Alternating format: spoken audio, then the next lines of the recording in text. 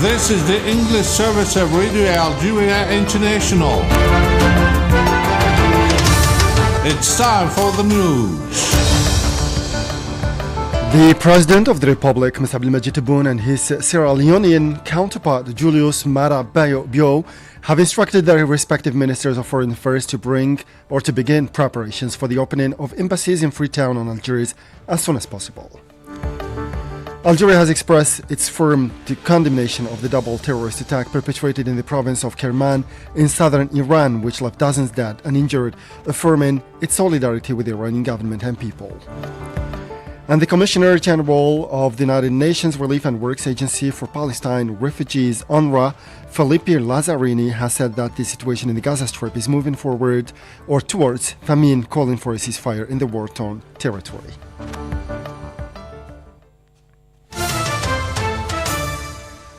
Those were the headlines, and now the news in detail from Radio Algeria International.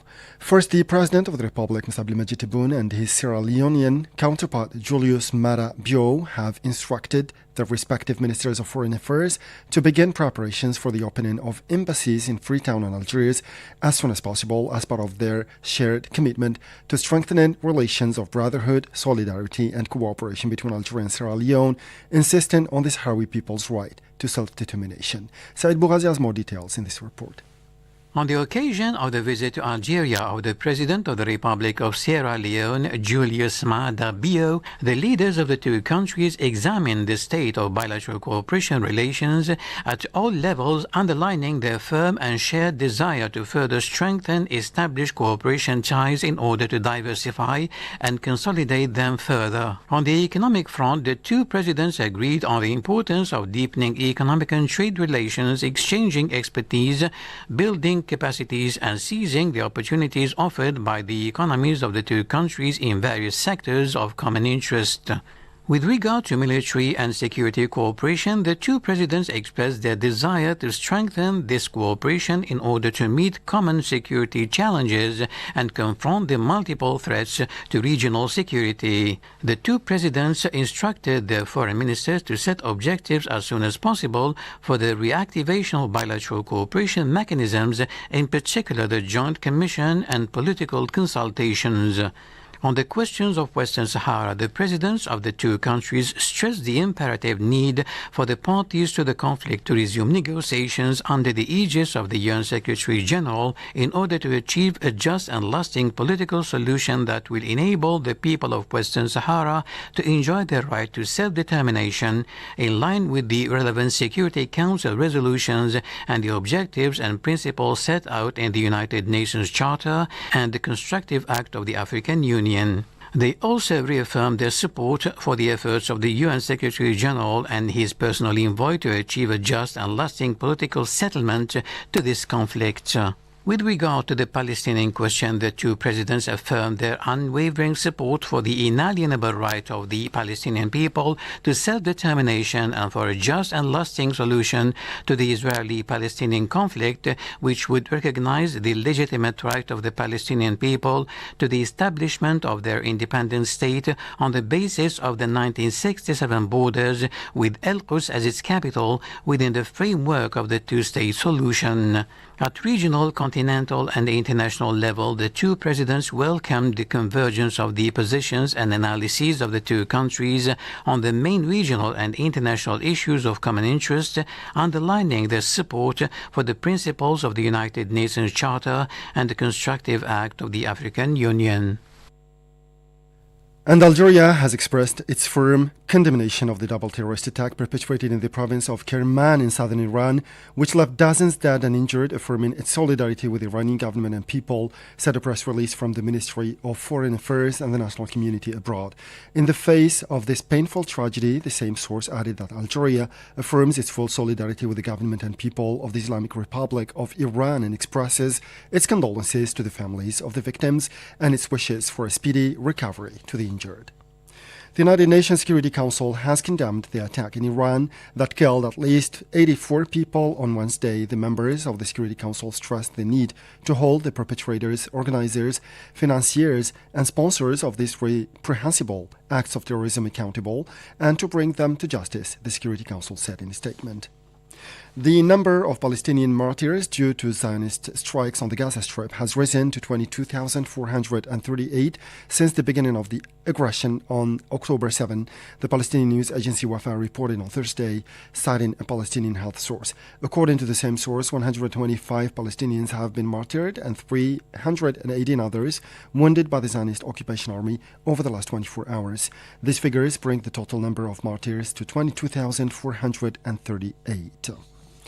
More than 326 medical personnel have been killed since the Zionist entity began its devastating aggression against Gaza on October 7, according to the health authorities in the besieged territory. The spokesman of the health authorities in Gaza, Ashraf Al-Qudra, said that Zionist bombardments destroyed 121 ambulances and targeted 150 medical facilities, resulting in the closure of 30 hospitals and 53 health centers throughout the territory, in addition to the martyrdom of 326 medical personnel. The Commissioner General of the United Nations Relief and Works Agency for Palestine Refugees, UNRWA, Filippi Lazzarini, has said that the situation in the Gaza Strip is moving towards famine, calling for a ceasefire in the war-torn territory. Said Bouazaz more again. On the X platform, Philippe Lazzarini wrote, Gaza, 3 long months of brutal war, massive displacement, massive loss of life, and injuries, massive destruction. Unbearable suffering compounded by constant dehumanization and the promotion of uncontrolled hate speech. The UN official underlined that the Palestinian people are being subjected to collective punishment while only a small amount of humanitarian aid is allowed. He warned that the situation in Gaza was moving towards famine, calling for a ceasefire. It should be noted that UNRWA's Director of Affairs in Gaza, Thomas White, pointed out on December 30th that the Gaza Strip is suffering from catastrophic hunger and 40% of its population is threatened with starvation. He added, every day in Gaza is a struggle for survival in search of food and water. There is a need for more regular supplies, which requires safe and sustainable access to humanitarian supplies everywhere, including in northern Gaza. Since 7 October, the Zionist army has been waging a devastating war against the besieged Palestinian enclave, which has left more than 22,000 people dead and more than 57,000 wounded, most of them children and women. And Palestinian Prime Minister Mohammed Shtayyeh has said that the Zionist entity's bombardment of the refugee camps in Gaza and the West Bank is a decision deliberately prepared with the aim of further aggravating the humanitarian situation and driving the Palestinians into homelessness as a result of that. Speaking on Thursday in Ramallah with the United Nations humanitarian coordinator in the Palestinian territories, James McGoldrick, Mohammed Shtayyeh said that the destruction of infrastructure in the camps by the Zionist occupying forces has no other objective than to worsen the already chaotic humanitarian situation with a view to driving Palestinians from their land. The atrocities committed by the occupying forces against Palestinians in the Tol Karam and Nur Shams camps for the 3rd consecutive day reflect the real intentions of the Zionist entity, he added, calling on the United Nations to dispatch its teams as a matter of urgency to see at close quarters the extent of the damage. And the spokesman for the Palestinian presidency, Nabil Abu Rudaina, has said that the Zionist occupying forces relentlessly against the Palestinian people will to bring peace and will certainly lead to an uncontrollable situation in the region. These escalating operations carried out by the occupying forces in Gaza and the West Bank will not ensure security and stability either in Palestine or in the region as a whole, he underlined in a statement quoted by the Wafa news agency. Denouncing the United States diplomatic and military support for the Zionist entity, Nabil Abu Rudaina called on the American administration to stop encouraging massacres and genocide against the Palestinians. U.S. Democrat Senator Elizabeth Warren has declared that the Zionist entity has created a humanitarian catastrophe in Gaza and called for an end to the bombardments that have been continuing in the Palestinian enclave for nearly 3 months. Netanyahu has created a humanitarian catastrophe by killing thousands of Palestinian civilians, she wrote in messages published on the X platform. Stop the bombing of Gaza, maintain the ceasefire, and work for a lasting peace, she added. The United Nations High Commissioner for Human Rights, Volker Turk, has expressed his deep concern following statements made by the Zionist officials concerning plans to transfer civilians from Gaza to other countries, underlining their right to return to their their homes. Volker Turk said that 85% of the population of Gaza has already been displaced within the country and that they have the right to return to their homes. He added that international law prohibits the forcible transfer of protected persons to other parts of the occupied territory or their expulsion from it. The United Nations Office for the Coordination of Humanitarian Affairs has said that UN agencies and their partners were unable to provide vital humanitarian aid to the north of the Gaza Strip for 3 days due to obstacles and continued Zionist aggressions. A young Palestinian was martyred at dawn today, and 7 others were injured by bullets from Zionist occupation forces in Ramallah in the occupied West Bank, the Palestinian news agency Wafa reported. And the number of Palestinians detained in Zionist prisons in the occupied West Bank and Al-Quds since October 7 has risen to 5,630 after 30 people were arrested in various regions, according to a press release issued on Thursday by the Commission for the Affairs of Prisoners and Former Prisoners and the Palestinian Prisoners Club. And the year 2023 was one of the most violent in terms of Zionist army abuses, with settler attacks in the occupied holy city of Al-Quds, according to Palestine Solidarity Association. More on the topic with our colleague Saïd Bougazi. According to the association France-Palestine Solidarité, AFPS, these crimes and violations take various forms, including attacks, damage to historical and religious sites, beatings, arrests, evictions, and demolitions, all with a single objective: the de-Palestinization of East Al-Quds. In East Al-Quds, attacks by the occupying army and armed settler groups have resulted in the martyrdom of dozens of Palestinians, including 20 children. The settlers carried out more than 224 assaults in the city, a quarter of these raids involving physical violence, in addition to the incursions on the esplanade of the mosques, which brought together 55,158 settlers in 2023. Zionist violence has also found expression, the association adds, in the ethnic cleansing mechanisms that have been applied in East Al-Quds for several years. The occupation authorities have issued 740 eviction orders, while 316 buildings belonging to Palestinian families have been demolished.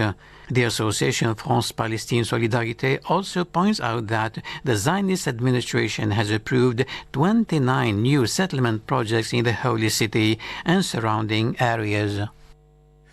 And finally, in Lebanon, large crowds attended Thursday the funeral in Beirut of Saleh al-Aruri and 2 of his companions who were killed in a Zionist strike, the media reported. Saleh al-Aruri and 6 other Hamas leaders and executives were martyred on Tuesday evening in a strike against a Hamas office in the southern suburbs of Beirut, territory controlled by Hezbollah. Amid heavy gunfire, the funeral procession headed towards the Palestinian refugee camp of Shatila, where the 3 men were to be buried. Tuesday's evening strike was the first since October 7 on the outskirts of the Lebanese capital. And with this last piece of news, we come to the end of this news bulletin for today. Time now for a weekly program with my colleague Mariam Damshi, with this program on the exploitation of mining in Algeria. With this, we come to the end of it. We'll meet again tomorrow for a fresh edition of our news bulletin. Until then, stay tuned to Radio Algeria International, and bye-bye for now.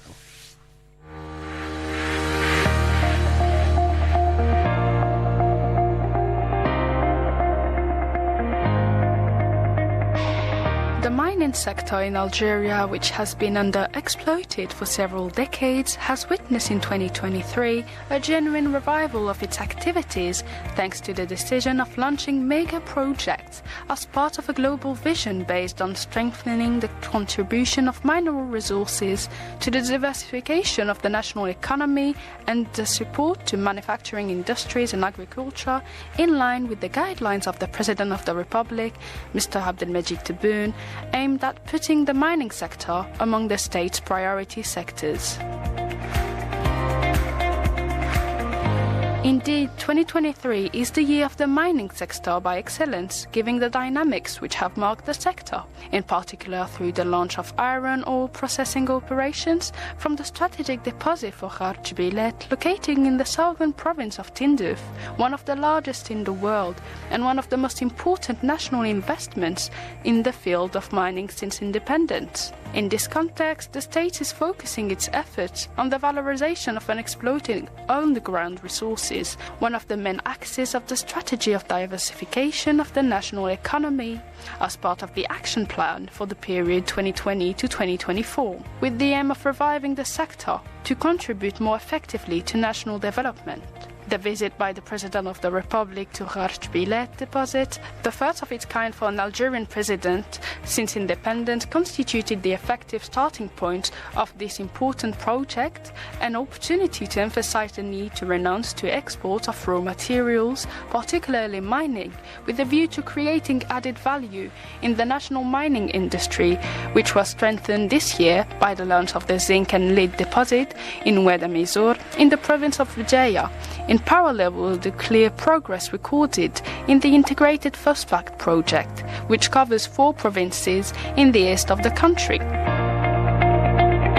The Gharj Bilet project will achieve several objectives, including support for metallurgy industry, the achievement of iron self-sufficiency, the development of the southwest region of the country, and the promotion of exports. In addition to its significant economic benefits, the mine, whose reserves are estimated at 3.5 billion tons, is now a model of structuring project, whose implementation, the President of the Republic has insisted, should be done according to an integrated and complementary approach with the various industrial and infrastructure projects, especially since the project will contribute to strengthening the country's capacities with a view to relaunching heavy industries and ensuring better prospects for employment when its maximum capacity has been reached.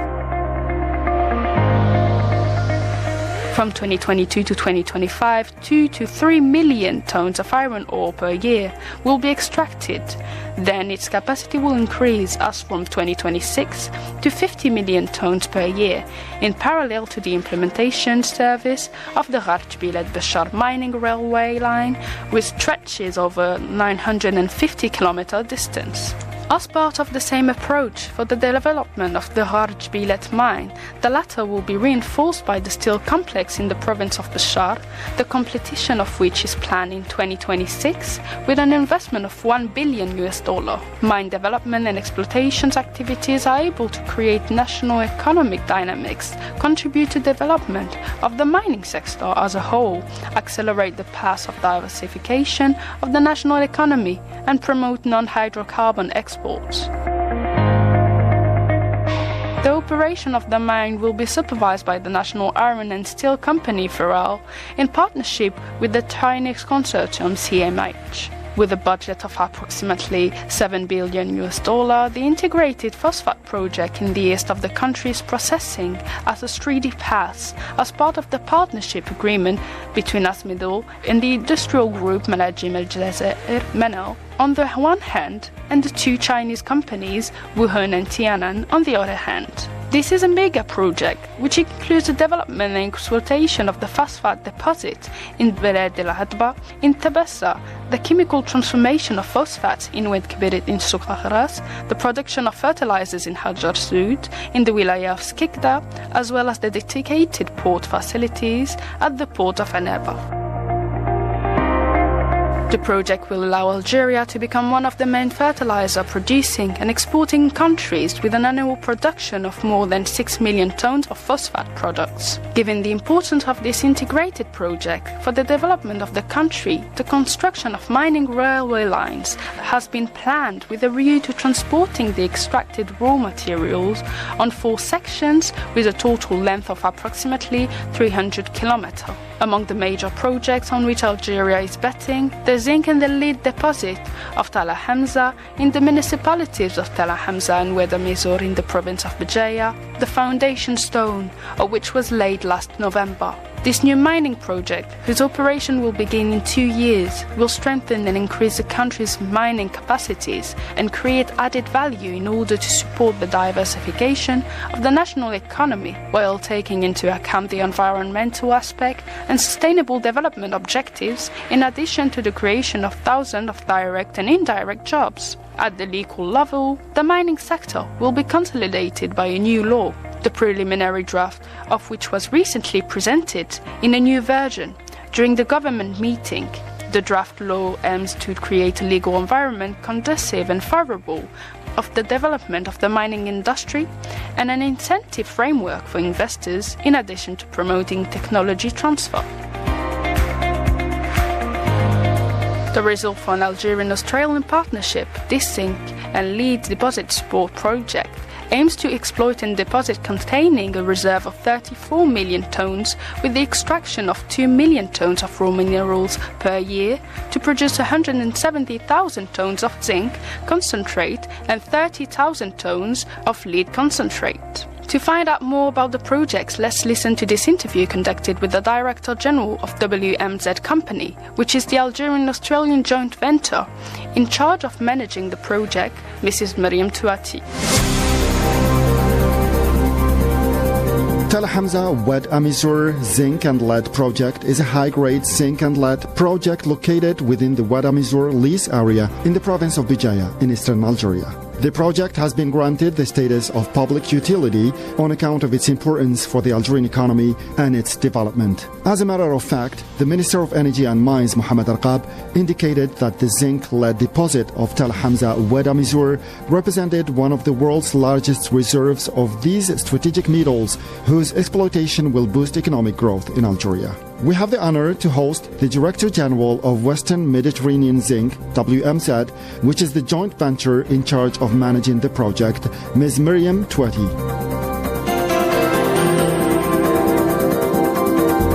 Ms. Touati, hello and welcome to Radio Algeria International. Thank you. First of all, could you please give us a small overview of the Tel Hamza Wad Amizur Zinc and Lead project, how it started and who started it? Tel Hamza Wad Amizur Zinc and Lead project is a joint venture between the Algerian public company Sonarem. It's the National Mining Research and Exploitation Company through its two subsidiaries, ENOF and ORGM. So this JV, this joint venture, was created in 2006 under the name of Western Mediterranean Zinc, WMZ. So the Algerian part, ENOF and ORGM shareholding is 51% and Teramin Australia shareholding is 49%.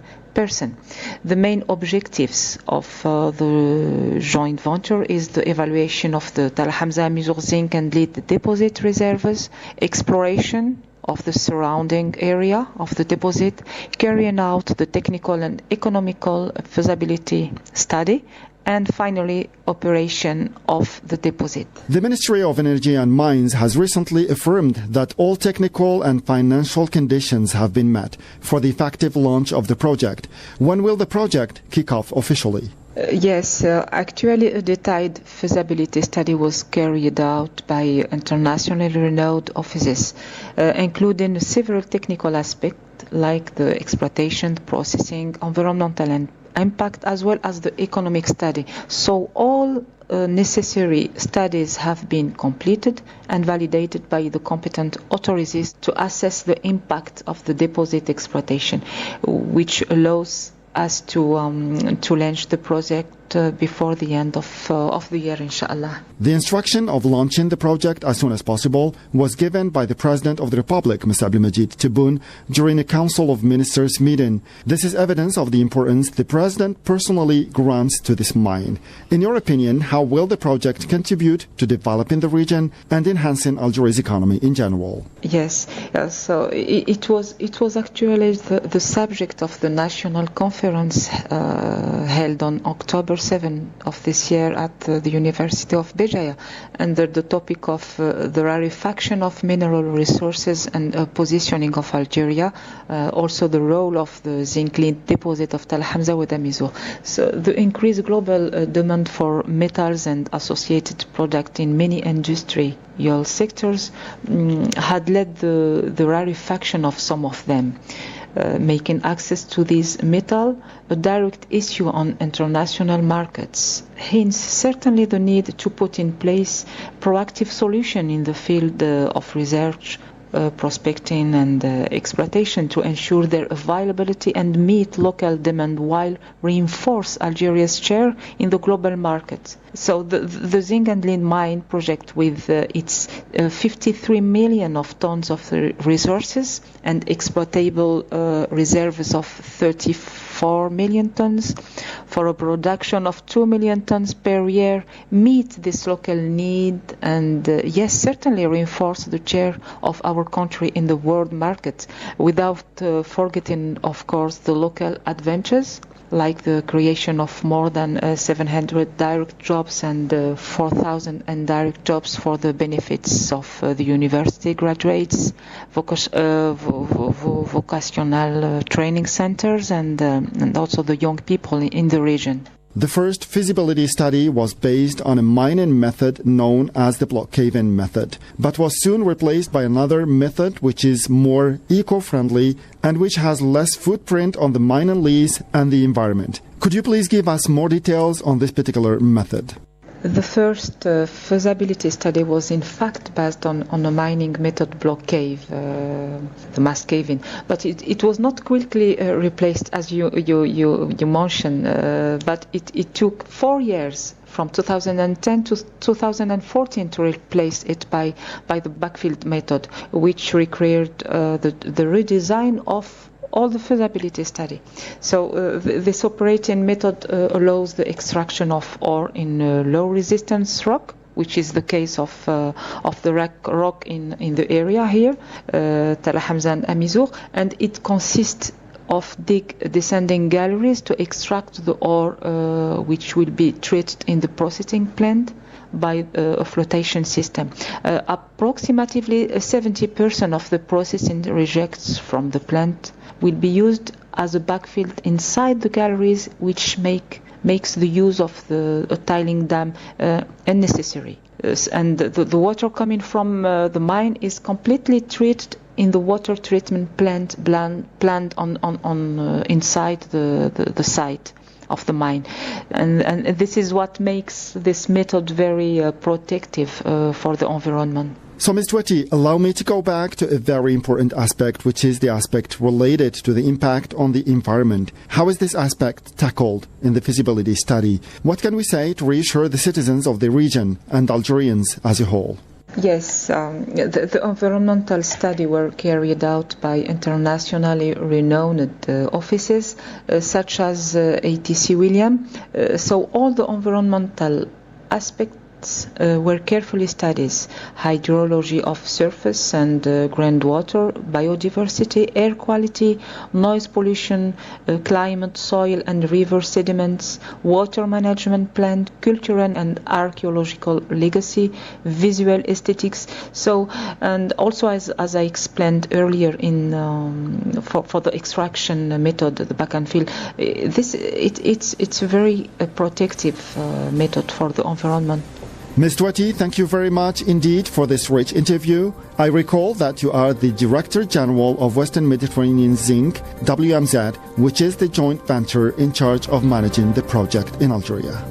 Thank you very much indeed. Thank you.